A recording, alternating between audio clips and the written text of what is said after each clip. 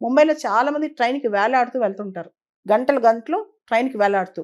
ఏ రోజు ప్రాణం ఎక్కడ పోద్దో తెలియని పరిస్థితనమాట. మొన్న నలుగురు అలా చనిపోయారు. ట్రైన్‌కి వేలాడుతూ ఒకళ్ళ మీద ఒకళ్ళు తొక్కుకొని కింద పడిపోయి చచ్చిపోయారనమాట. ఈ పరిస్థితిలో భారతదేశంలో చాలా సిటీస్‌లో ట్రాన్సిట్ ఓరియెంటెడ్ డెవలప్‌మెంట్ అనేది కరువైపోయిందనమాట. అంటే సిటీస్‌లో మేజర్‌గా ఉద్యోగాలు చేయడానికి వస్తా ఉంటారు. ఒక ప్రాంతం నుంచి ఇంకో ప్రాంతానికి వెళ్ళటం అనేది చాలా కష్టమైన పననమాట. ఈ పరిస్థితిలో ఇప్పుడు ఒక కొత్త ఛాలెంజ్ వచ్చిందనమాట. ఇంటిగ్రేటెడ్ కోచ్ ఫ్యాక్టరీకి. ఈ ఫ్యాక్టరీ ఏంటంటే ట్రైన్స్ ఉండాలి. ట్రైన్స్‌లో తలుపులుండాలి. మనుషులు వేలాడపడే పరిస్థితులు ఉండకూడదు. At the same time ventilation ఉండాలి. దీనికి సంబంధించిన డిజైన్ ఈ నవంబర్ లోపల ఇచ్చేయమని చెప్పి, దీనికి సంబంధించిన ట్రైన్స్ వచ్చే సంవత్సరం 2026 జనవరి కల్లా స్టార్ట్ చేయాలని చెప్పి, ఇప్పుడు ఇంటిగ్రేటెడ్ కోచ్ ఫ్యాక్టరీని కోరటం జరిగిందనమాట ఈ అథారిటీస్. అయితే ఇలాంటి ట్రైన్స్ వస్తే నిజంగా ప్రజలకు చాలా శ్రేయస్కరం.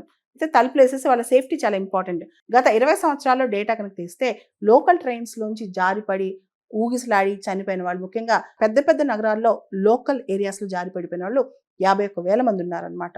ఇవన్నీ పక్కన పెడితే మనం ఒకటే సిటీస్ మీద ఎక్కువ ఫోకస్ పెడుతున్నాం.